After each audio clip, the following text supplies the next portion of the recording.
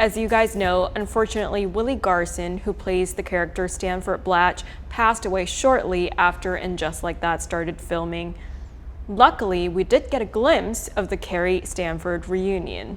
It's so sad to look at that picture now, knowing what happened. To Willie, guys. To Willie. May Cheers rest to in peace.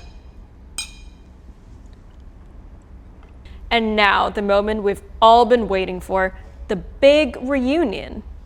Looks like a circus dress to me. They are ridiculously large polka dots. Hate the headgear again. Honestly, I'm ragging on everything, like how they styled Carrie. This look does nothing for me.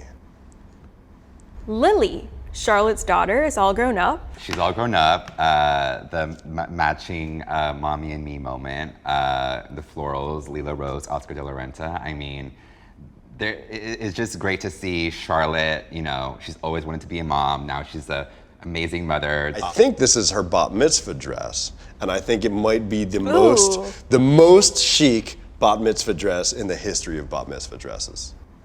And now, on to a surprising return, Natasha. Bridget Moynihan looks, of course, beautiful and ageless in her tonal outfit with some gladiator sandals. But it begs the question, is there trouble in paradise for Carrie and Big?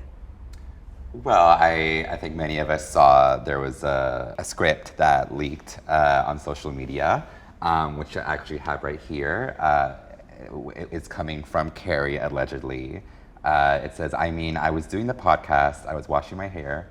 Yes, I wasn't eating or sleeping, but at least I felt good about my marriage.